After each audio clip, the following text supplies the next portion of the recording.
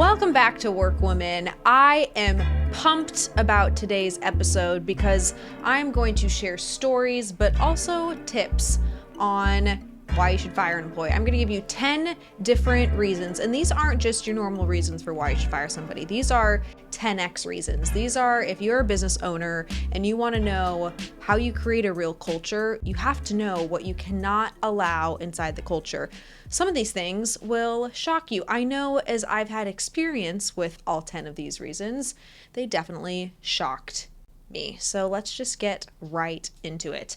The first reason, now this isn't in order of priority. Some are probably more important than others, but reason number one why you should fire an employee. If your employees go to a strip club on their free time, there's really nothing that you can do or say, and you cannot use that as a reason for firing them. But if you have a company policy, even if you don't have a company policy, I'm pretty sure you could still fire them. But especially if you have a company policy where it explicitly states that you cannot hang out with clients outside of the event, you cannot drink with clients, you cannot have meals with clients, but you cannot also attend strip clubs or any other extracurricular activities with clients. And then your team members proceed to go to a strip club with clients, and then they post it on social media. That is absolutely a reason that you can use to fire a team member. You do not need to go through a full performance improvement conversation before terminating that person. You can terminate that person immediately.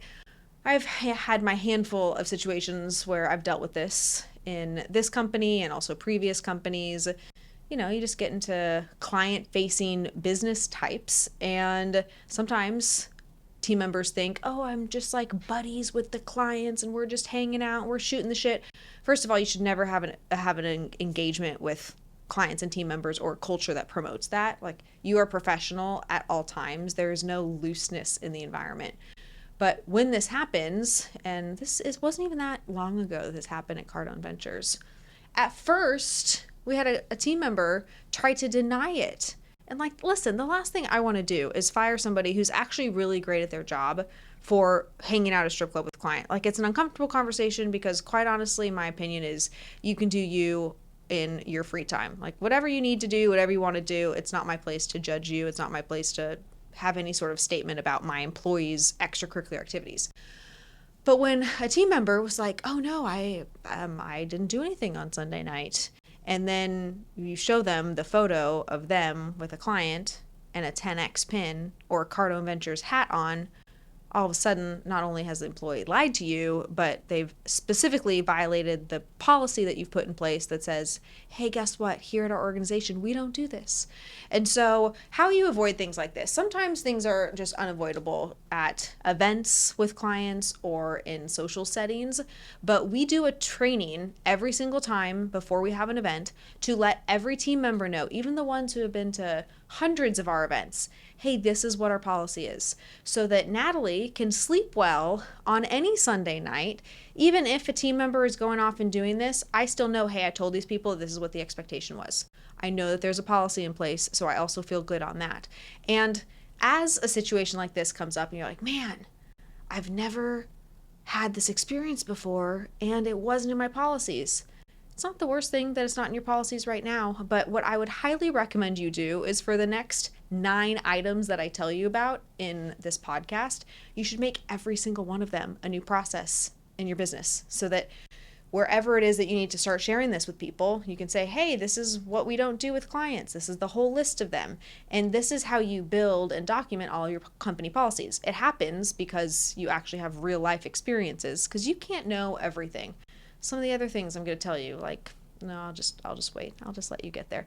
But some of these other things, I could have never imagined that somebody inside our environment would do this, but they happen. And once they do, the only thing that makes you feel better about them is if you put a policy or some sort of process in place so that it never happens again. Even if it never would happen again, it was so random and it was a one-off situation, you have to put a policy in place so that you feel more confident that you are handling random things that could take place in your business, because the less random things that take place in your business, the more confidence you're going to have about growing and scaling it.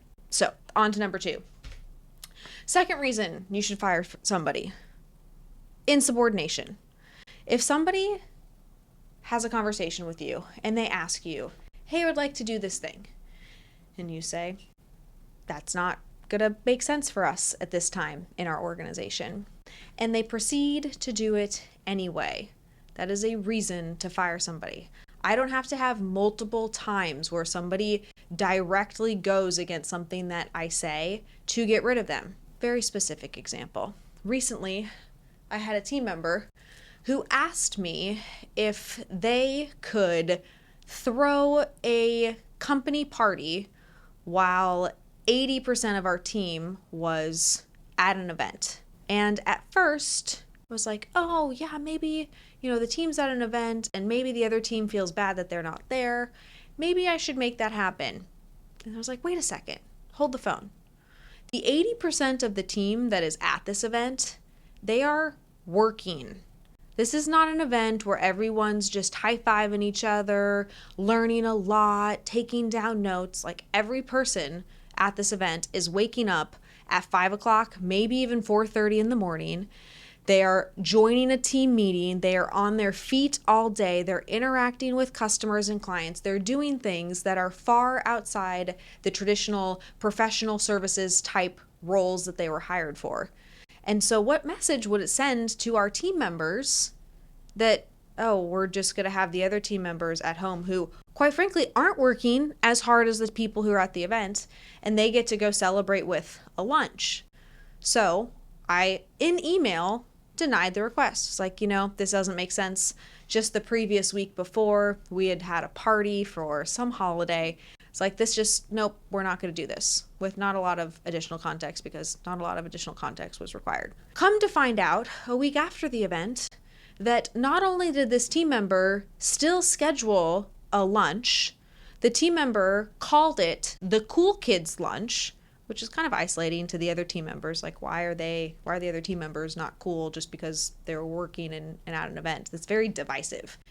And the other component of this was after everybody had ordered their food, the particular team member said that Natalie, in quotes, Natalie did not approve this expense. So therefore, individual team members, even though you thought this was a Cardone Ventures event, you have to pay for your individual meals because Natalie did not approve this expense. It is insubordination at every single level. Person was terminated immediately. As soon as you have documentation and somebody says this is exactly what happened, you obviously have to verify and confirm. But any time in your business where you say, hey, this is what's happening, and somebody else very clearly takes another direction, as long as there's no confusion. So this is why I say, I said these things in email. It wasn't a conversation. It wasn't, me communicating in some difficult way for somebody to understand. It's clearly written out in black and white. Do this, but this wasn't completed, and said that was done. In that situation, we're terminating that person immediately. No performance improvement plan needs to take place, because again, it's a confidence issue. If I think every single time I tell this person to do something that they are going to go do something else, it's going to cause me to question, hey, is this the right person? Every day when I wake up, the last thing I want to be thinking with is, man, is my team actually going to do the things that I've told them to do or that I've asked them to do? If you're asking that question, it's not likely that you're talking or thinking or having bigger conversations for how you move your business forward, how you scale and grow, how you take advantage of new opportunities that have come about in the marketplace. So insubordination at any level, even though this lunch thing might seem silly, like I went back and forth on this one too.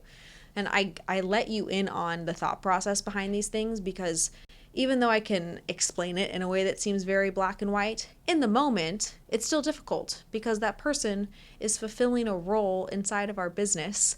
And that role isn't just like a nice to have role. Every role that we have, just like in your business, is a need to have role.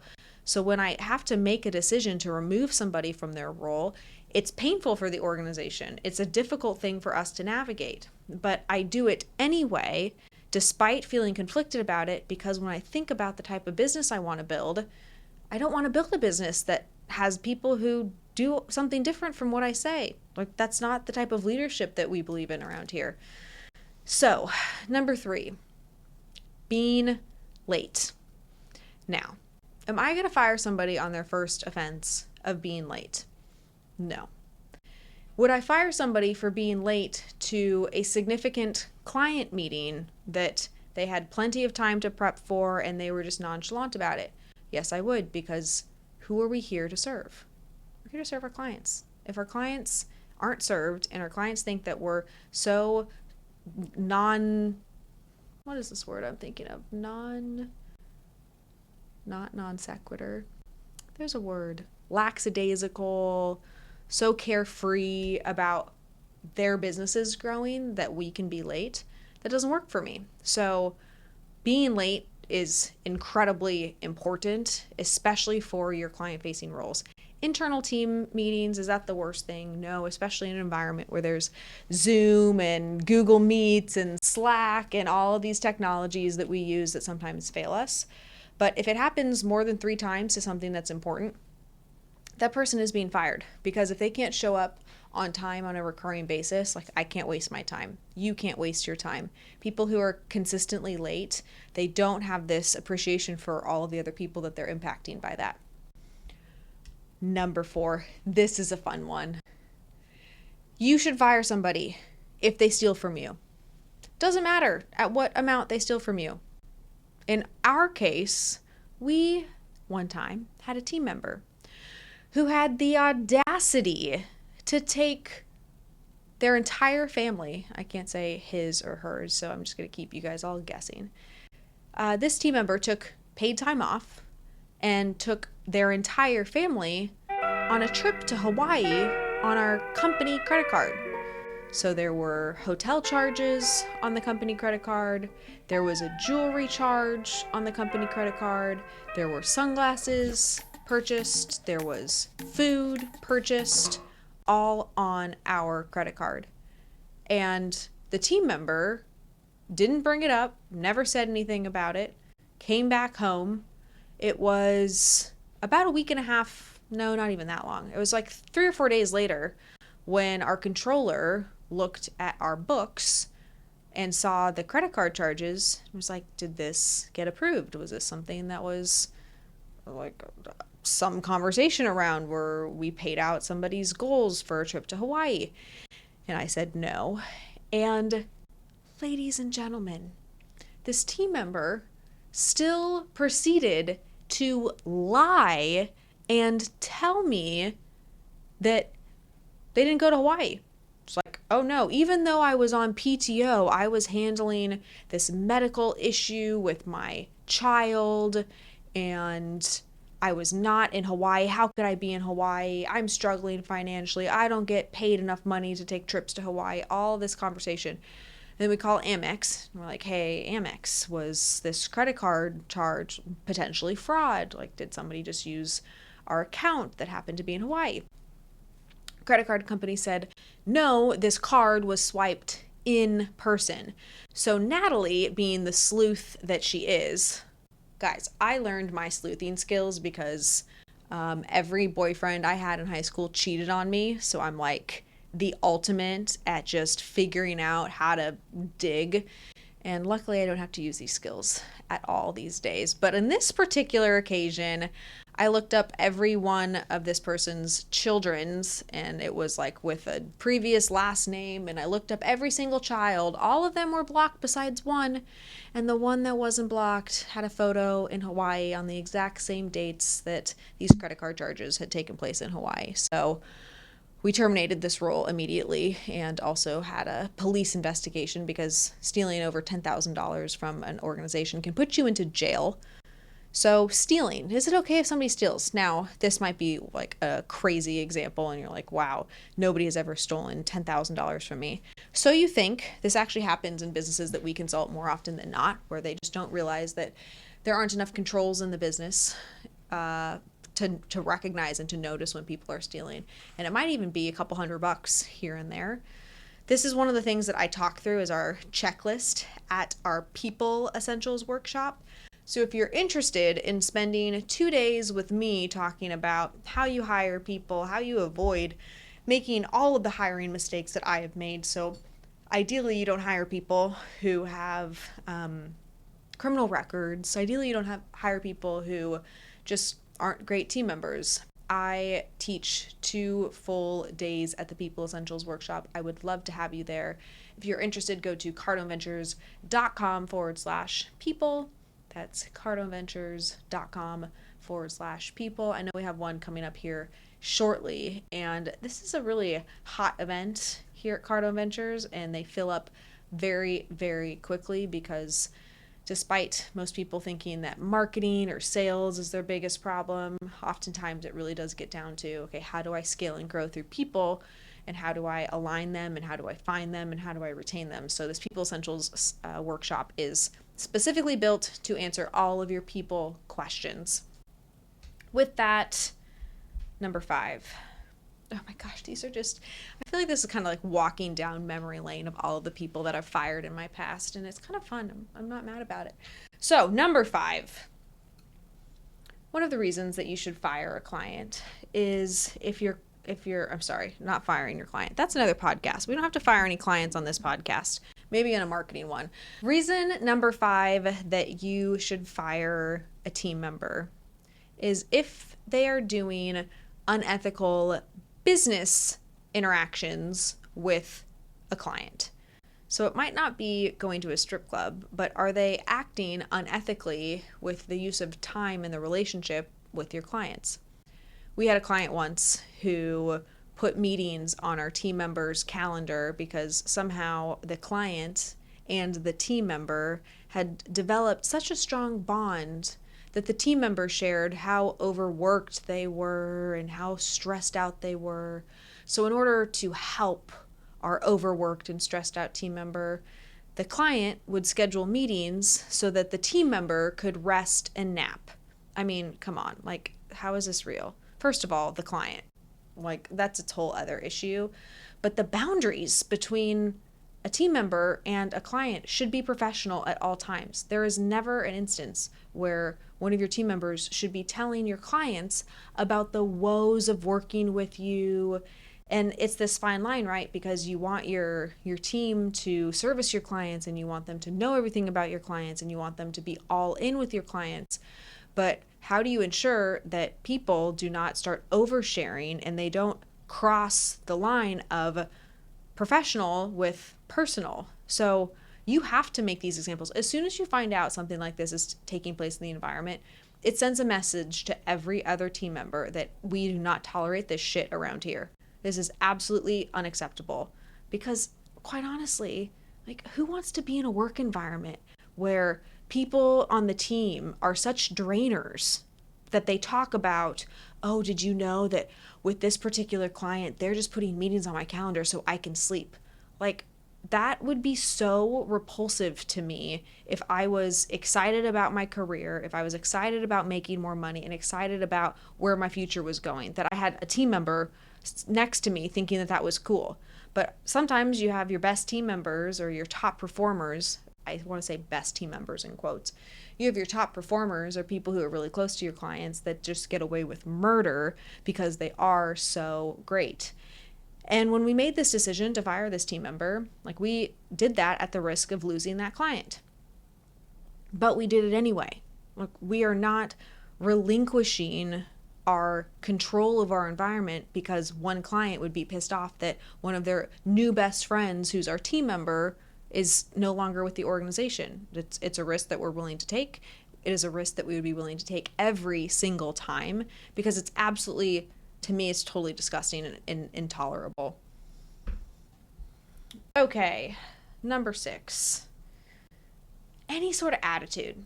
Like, you should fire, and maybe fire is a little too strong in this context, but you should work through any sort of attitude in your environment. If people are pushing back, or people are negative, or people aren't on the same page as you, that's really going to take a hit to you if you know that every meeting that you have, there's going to be some naysayer or some form of objection, to where what you're more likely to do than handle it is actually just relinquish whatever the goal is.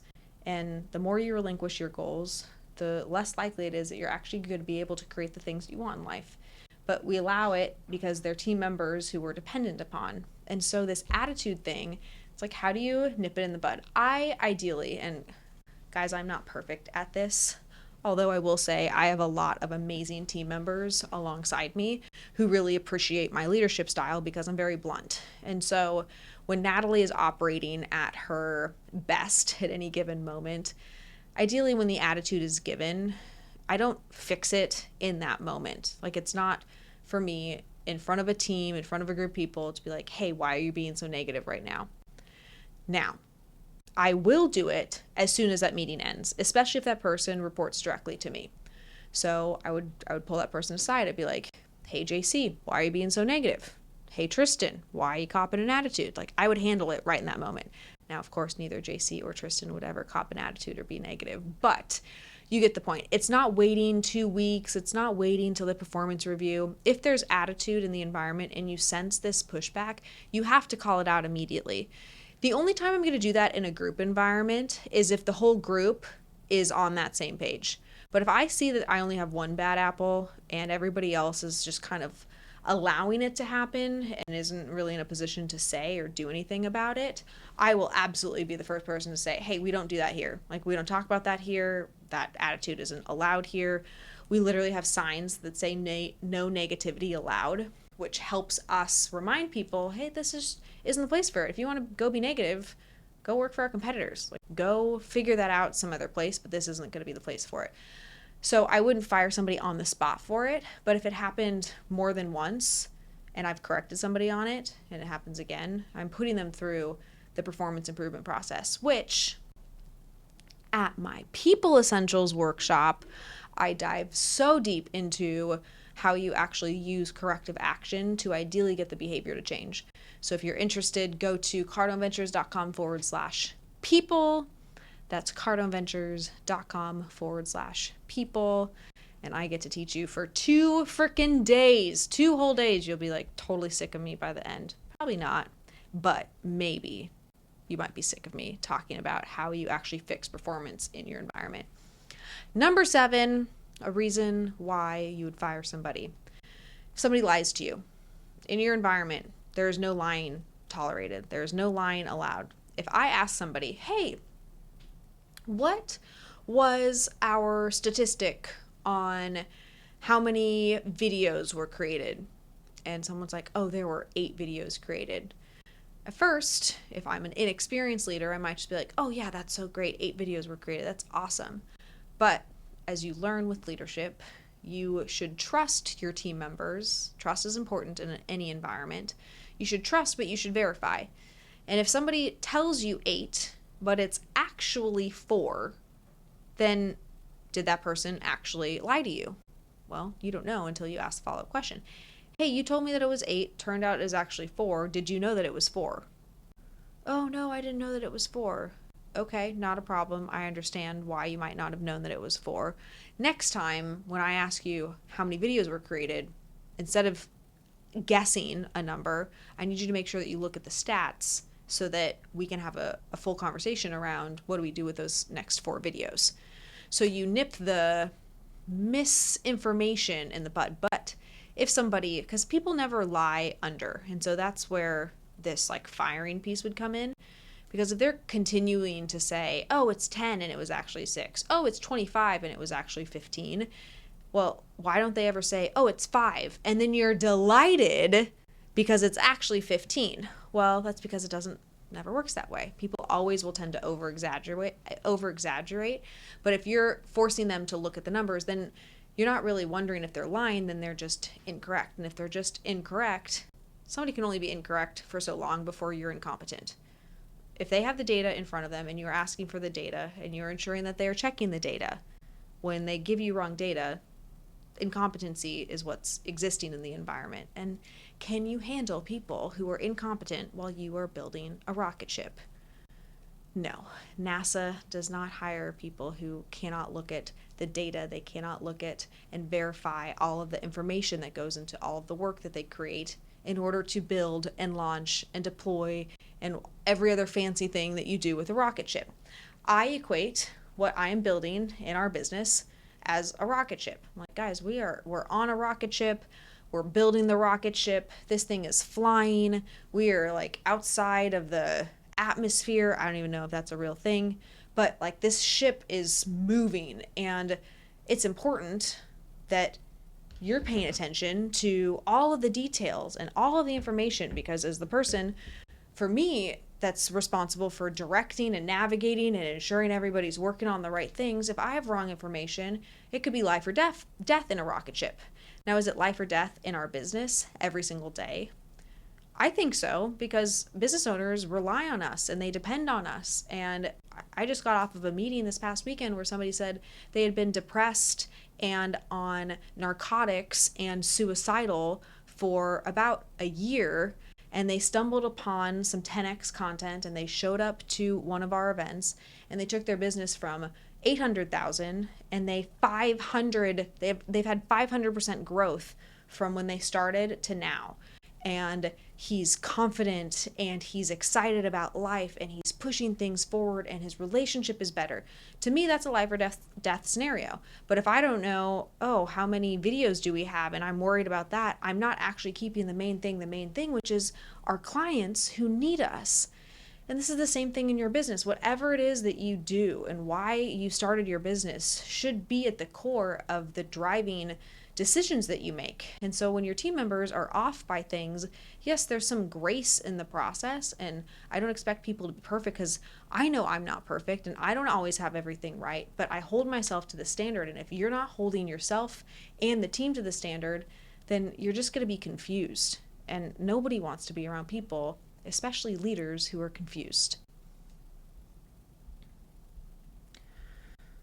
Okay, similar note on this. I kind of blended 7 and 8, because 7 is lying, 8 is lack of confidence. So these two things go hand in hand. If you haven't substantiated that somebody has lied to you, but all of a sudden, because they're incorrect all the time, you have a lack of confidence in them, they gots to go. Lack of confidence in team members, especially if you're going to the moon, you have no place for it. There's no time for it. So if they're lying, flat out, fire them. If you have a lack of confidence, to me, that's a 3 strike, you're out rule. And on that third strike would be firing. And for whatever reason, in my performance improvement process, I have clients who I've set up the process where the third step, it's like, you're gone. But they tweak the third step where they're like, okay, well, if these things that I've listed above don't get fixed through this corrective action, then we'll have a 4th conversation. I'm like, no, you shut that shit down on number 3. Like, why wait 4 or 6 or 10 times talking to somebody, having the same conversation over and over again, if you know that they're already not demonstrating it? It should not take any more than 3 times, because somebody's not going to think that you're actually serious. And I promise you, the whole environment will take you very seriously when you remove the incompetent people, not the great ones, not because you just decide that you're going to be an ass one day and you're just going to fire a couple people just to send a point. No, you remove the people from the environment that everybody already knows they're incompetent. And then you watch the environment shift so quickly, because they take you seriously when you say, hey, this isn't allowed here anymore. So lying, absolutely not. Lack of confidence, I might coach that person for 3 times, but once we're at 3 times, I cannot continue to give my energy and effort into coaching you when there's other people that I could be helping that are going to get this a lot faster.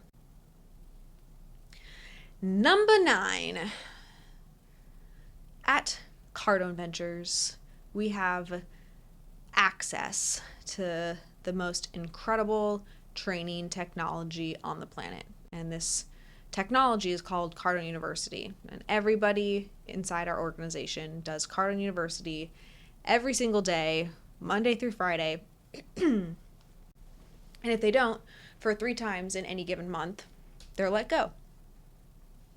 And I used to talk about this because I was serious. I would follow up on people, but I'd after step 1 or maybe step 2, I'd never actually had an experience where somebody missed the 3rd training, because it's not that difficult. You sign on, you do the video, they're entertaining, Grant's hilarious, you take a quiz, you do it 3 times. Okay, no big deal. nobody had actually gone 3 times and missed it so that I had to fire them until one person did. And I'll never forget, our senior marketing manager came to me and let me know that this team member that was reporting to her had missed Cardinal University 3 times in a row, and she had been given all of the warnings across all of the steps. And I was so bummed. This is like that back and forth thing that I was talking about earlier. Like, when this happens, you start to debate with yourself. Oh, I mean, can they miss it maybe one more time? Is it really that big of a deal that they didn't do Cardinal University 3 times? And maybe she did it and it was like at that cutoff at, I think the report sends it like 3:15 in the morning. So maybe she did it like 3:16, so that if she did it 3:16, then I could make the case like, oh, she just missed it by a minute. I go through all these rationalizations. I'm like, wait a second. What are we here to do? I tell myself this. I'm like, okay, what are we here to do? We're here on a mission to help business owners achieve their personal, professional, and financial goals through the growth of their businesses. And we are audacious enough and crazy enough and courageous enough to chase after this idea that we could impact 1 million business owners' lives. And now, as the EVP of operations of this organization, I've now spent 15 minutes talking about somebody who could not get their shit together enough 3 times in a row to do something that is good for them, giving them confidence through learning sales training, giving them confidence through communication skills, giving them confidence through actually being disciplined. Like, most people can't be freaking disciplined with anything. You know you have to eat right, you know you have to exercise, you know that you should read a book and do all of these things, and yet most people don't actually do it. So here I am making all these reasons for why I should settle in my environment and just allow this person to stay with us after missing through this target of not passing 3 Cardinal University segments. I was like, forget this. No, I'm on a mission and I know where I'm going, and this person isn't on board. And then it dawned on me, just to add, a little bit of salt into this particular wound. It was the 12th of the month. Our Cardinal University resets every month. So that means out of 10 business days, that 3 of the 10 days, this person could not figure this out. It wasn't even like the 29th or the 30th, or maybe it's like the 31st of the month. No, she'd missed it 3 out of 10 days, like the 70% hit ratio. And then, of course, I had to get even more data. And I realized that the previous month she had missed it 2 times. And the previous month she had missed it 2 times. So every month for her employment with us, she had almost come up against this like hard stop, like this non sequitur. That was the word I was going to use earlier. I'm so glad I found it. She like came up against this non sequitur for me. And instantly I was like, this is an easy decision. I'm not putting people in my environment who continue to demonstrate that they're just not a fit here.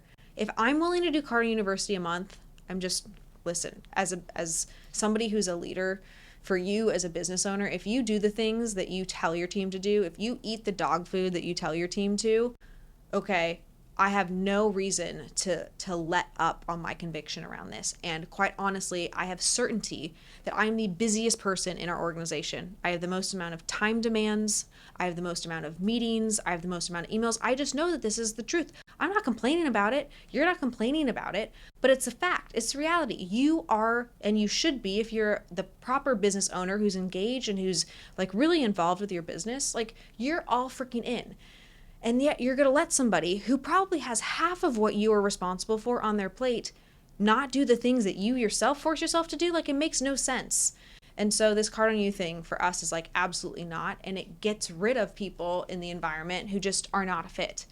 It also absolutely changes people's lives. I've watched countless team members who have never sold a single thing ever, who are terrified to talk to people, never been able to close a deal, make $10,000 in commission. Like, that is totally life-changing for people. One of my favorites is my recruiter. Recruiters don't sell stuff. Recruiters sell team members as to why they should work in an organization, but they don't actually ask for a money exchange to take place when that happens. And our recruiter came to me just a few weeks ago and she's like, prior to this, like I was terrified of selling. And a year ago, if you would have told me to go do these things that now I do easily, I probably would have hid in my hotel room. Like I just wouldn't do it. But because of Cardinal University, I'm able to have the confidence to go ask for somebody for $40,000 to move forward because I'm so bought into what we do and I sell myself every single day through this platform. That is amazing. If you don't use Cardinal University, you absolutely should. You should go to, let's see, what is the link for Cardone University? CardoneUniversity.com. Let's see if that'll take me to it. Yes, you should go to CardoneUniversity.com. Right on that page, you can get started with the free trial. It is amazing. I got a little off track there. Okay, my last item. You should fire team members for a lack of results. You can like somebody, you can love somebody, you can appreciate somebody, you can have all of the fuzzy feelings around them, they can make you laugh, but really look at their ability to do their job. And if they cannot perform the job that they need to perform inside your environment, they have to go. They cannot just stay because your clients like them or whatever reason you've rationalized. Like, take a step back. Okay, if you've hired a director of marketing and he knows nothing about marketing, but you just like spending time with him and he makes you laugh and you know, it's easy to work alongside him, but he isn't actually doing his job. When you look at the job description of, okay, what's a director of marketing responsible for?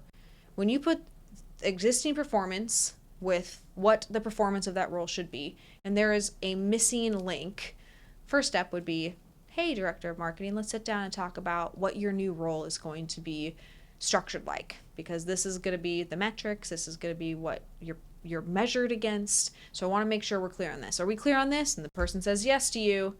And then a month goes by. Ideally, it's not even a month. Ideally, it's like a week.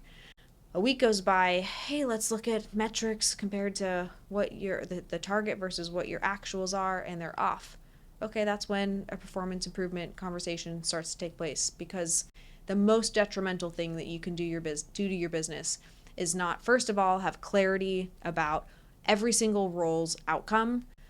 But then once the clarity exists, you have to be driving home every single day that you are looking, that you are paying attention, and that those results are actually hit.